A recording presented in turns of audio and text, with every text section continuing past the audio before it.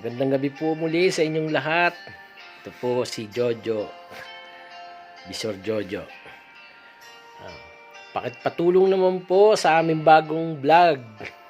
Bago pa lang po kami nagba-vlog dito sa Uzbekistan na aking mga kasamahan.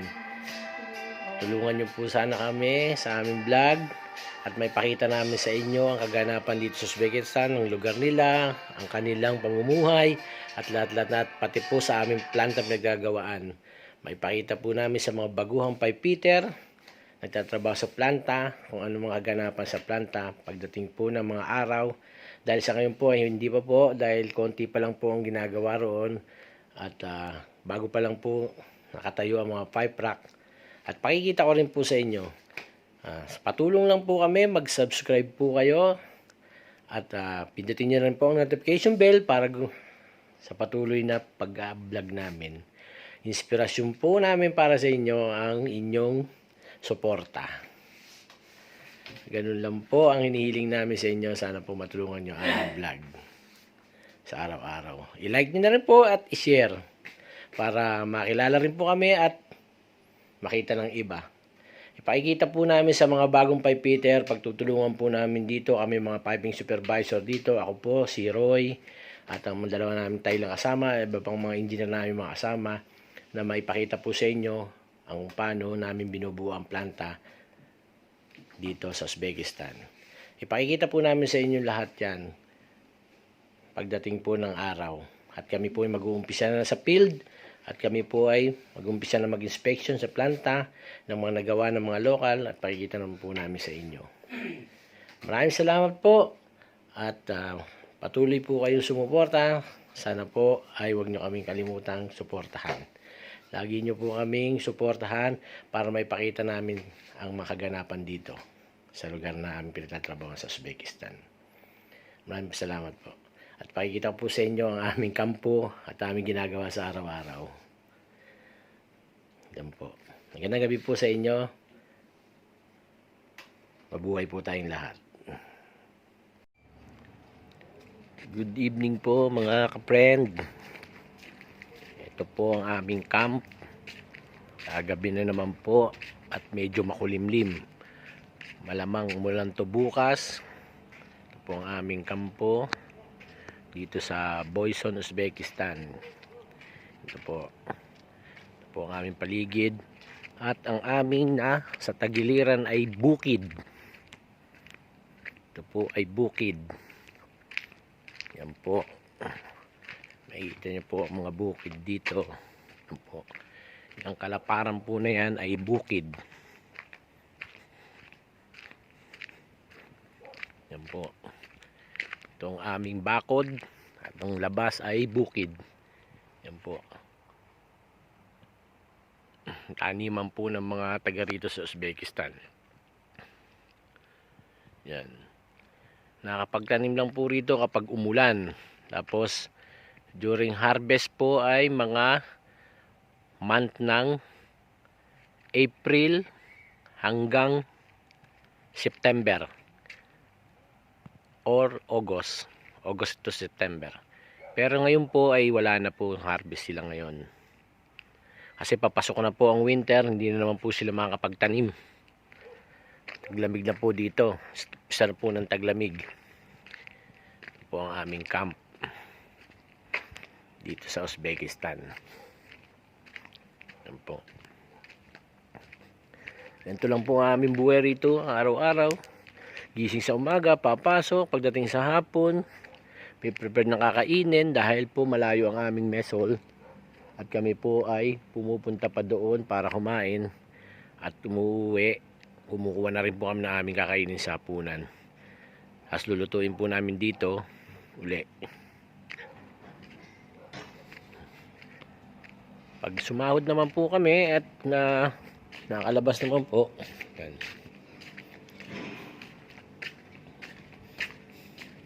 Ito po mga tiga dito. Assalamualaikum ka. Ito po ang aming kampo. Ito po. Ito po ang nasa harapan ay mess hall. Yan. Ng mga lokal. Ang aming pong mess hall canteen ay malayo po. Nasa side pa po. Kaya kami ay nagluluto na lang.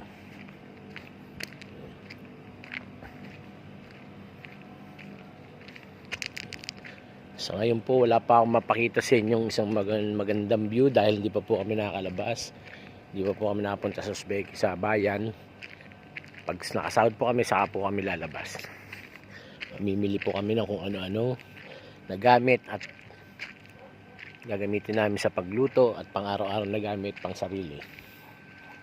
Yan po. Mga friend, ito po ang aming kampo. Yan.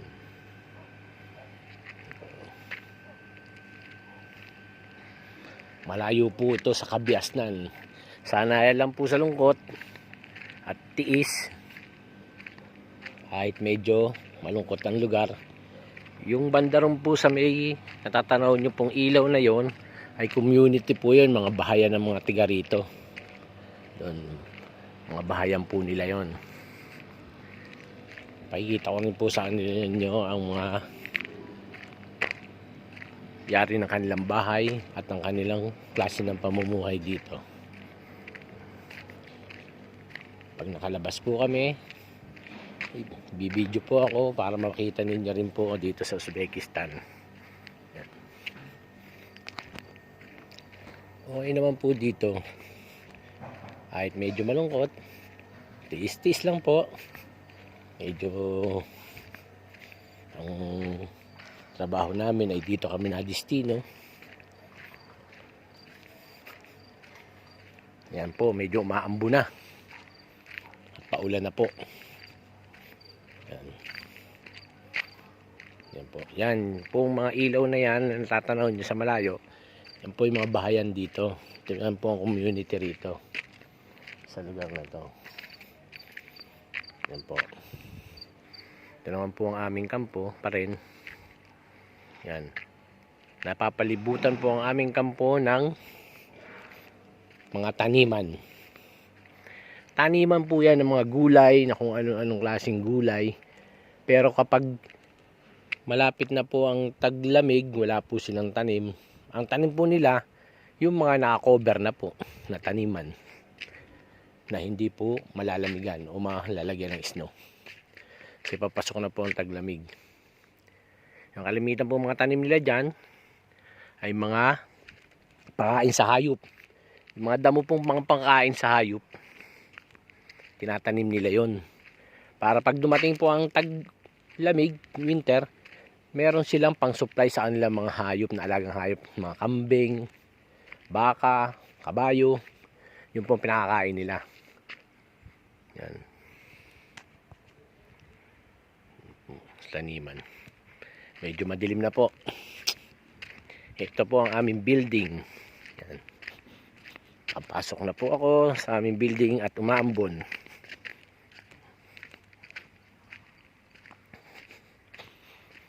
Ako nga pala si Jojo Rivera, tiga Caloocan City. Isa po akong piping supervisor. Dito po ako nakadestino sa Uzbekistan.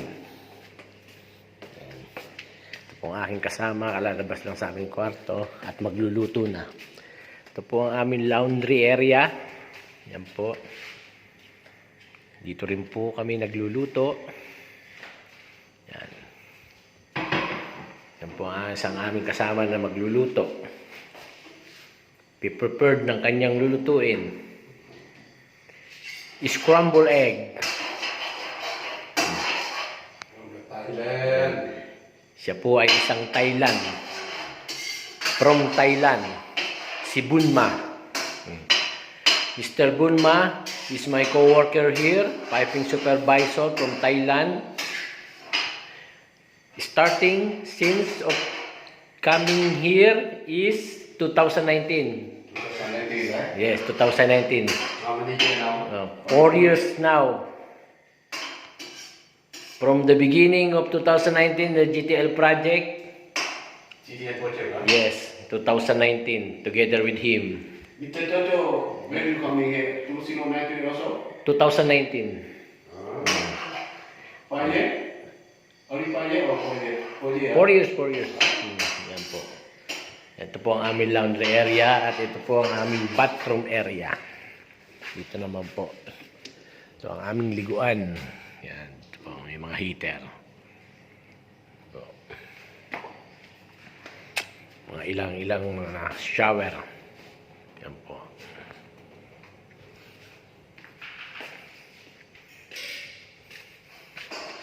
Apat na taon na kami dito sa Enter Engineering. Nag-umpisa po kami sa GTL project.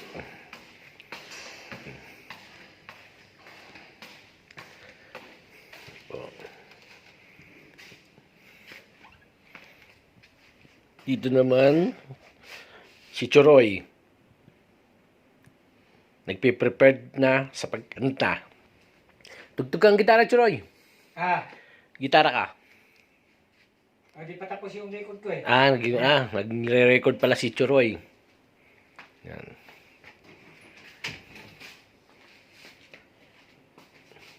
Yan po si Choroy. Ito naman po si Bunma. Taga Thailand, Bangkok. Yes.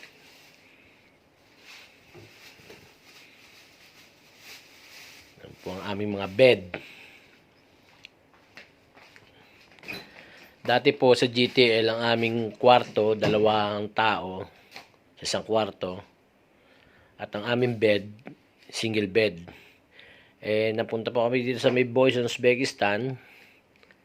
Ang aming kwarto ay ito, double deck.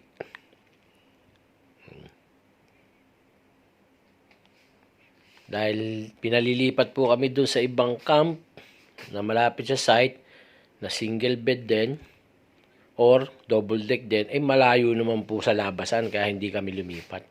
Kaya tiis na lang kami dito. Malapit naman kami sa labasan. Pag lumabas kami papuntang bayan, malapit, hindi mahirap. Pag nandun po kami sa site, yung camp sa site, mahirap po lumabas. Kaya tiis na lang po kami dito. Maganda naman po rito. Nakapagluto pa kami. Doon hindi kami makapagluto.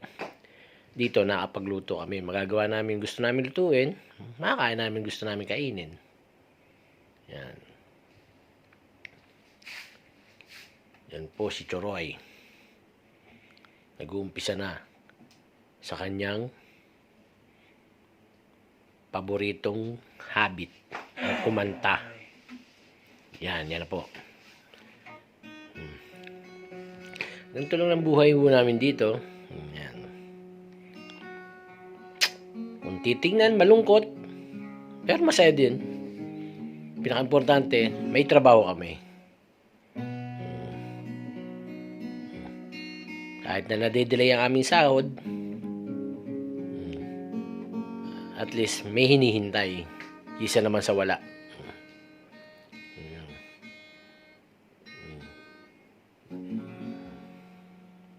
Yan po. Tutugtog na po si Choroy. Si Mr. Roy nga po pala ay tiga Commonwealth. Batasan. Tiga doon po siya nakatira. Dito sa kwarto namin, kami lang po magkakwarto. 4 po kami sa isang kwarto. Pero malaki po ang kwarto. Mas gusto po namin itong malaking ito kaysa naman po doon sa dalawahan na maliit na kwarto. Dito nakagalaw po kami ng maayos at nalalagay namin mga gamit namin ng maayos. Katulad po nito, may washing machine po rito. Naipe-prepared po namin na ayos ang aming mga gamit. May kanya-kanya kami locker. Yan. Ito po ang bed ng kasama namin Thailand. Yan. At yan po ang aking bed. Yan. Yan po. May planggana sa ilalim. Para pag kami naglaba, madaling magbanlaw. Yan po. Hindi ko na pala nainom ang aking kape. Yan. Yan ang aking bed.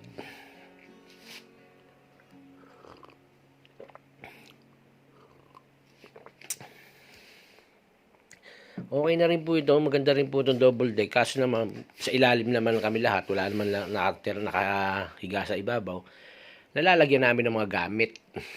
Katulad po ng aking mga maleta. Nakakalagay po sa may ibabaw niyon. Ito po ang aking locker. Yan. Hinihintay po natin tumupa pa si Choroy.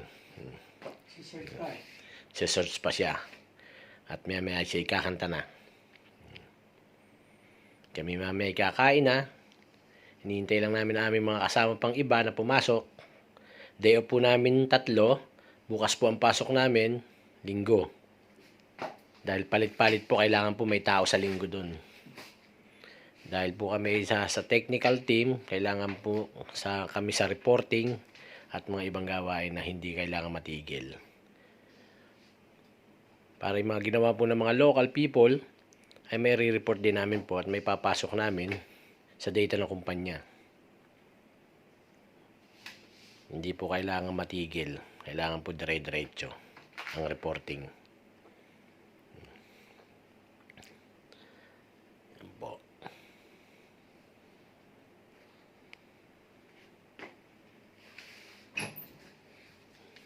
Pinit, Chocho! Naprito na ni Bunma ang aming panghapunan. Very good. Very good. Thailand fried egg. Nice and taste. Spicy but yummy.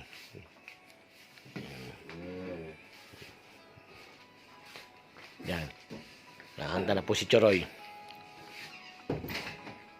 Ikaw ang pag-asa. Nako.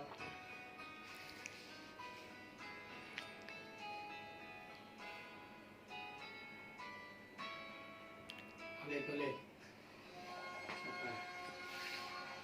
Hindi makuha ang timing. Uulitin pa po. Paririnig po ni Choroy sa inyo ang kanyang mga hinandang. Ikaw ang pag-asa. Freddy Aguilar pala yun. Nasa'yo ang ligaya.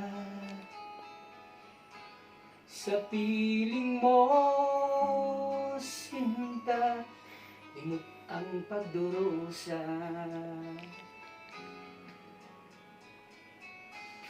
Madilim na kahapon,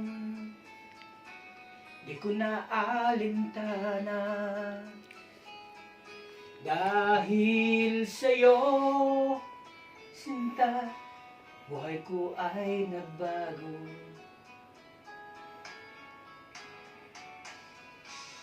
Ano man ang mangyari, di kita iiwan.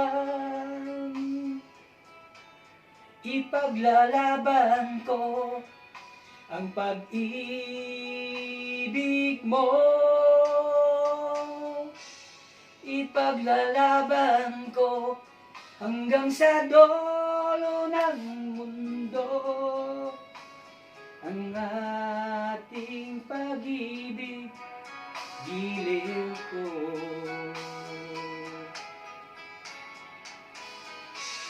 Ano man ang mangyari, di kita iiwan. Ipaglalaban ko ang pag-ibig mo. Ipaglalaban ko hanggang sa dulo ng mundo. Ang ating pag-ibig, giliw ko.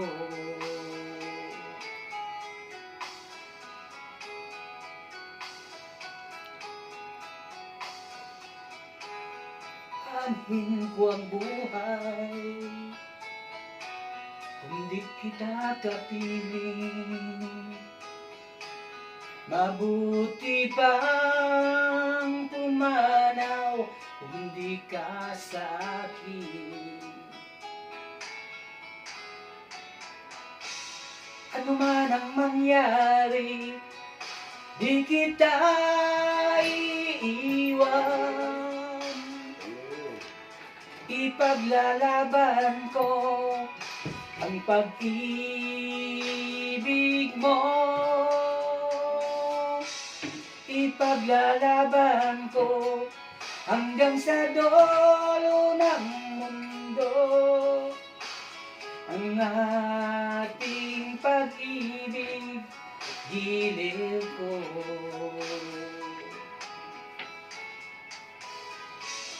Ano man ang mangyari, di kita iiwan.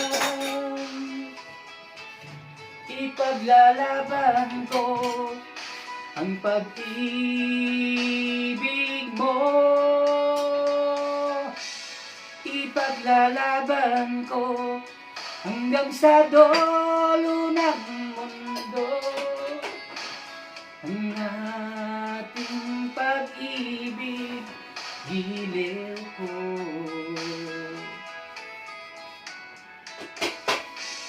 Ipaglalaban ko hanggang sa dulo ng mundo. Ang ating pag-ibig, giliw ko.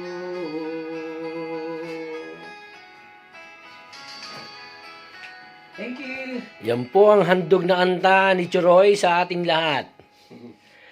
Yan po ang aming trabaho rito sa kampo kapag kami ay day off. Ganito lang po sa araw-araw. Kung minsan naman ay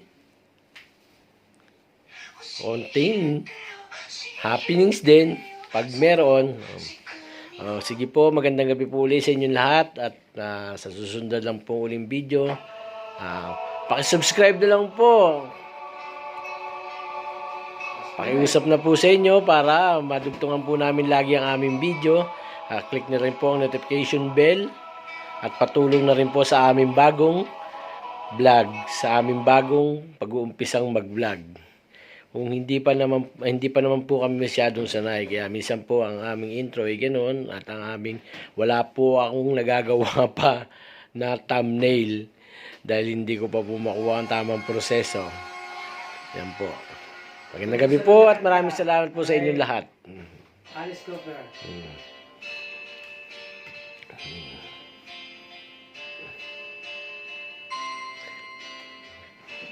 Yan po. I never cry. Sige po, sa susunod na video po, tabayan niyo po rin po ang aming gawain dito. Magandang gabi po at maraming salamat po sa inyong lahat. Mabuhay po tayong lahat. God bless po sa atin. Mabuhay po. Mabuhay po sa lahat.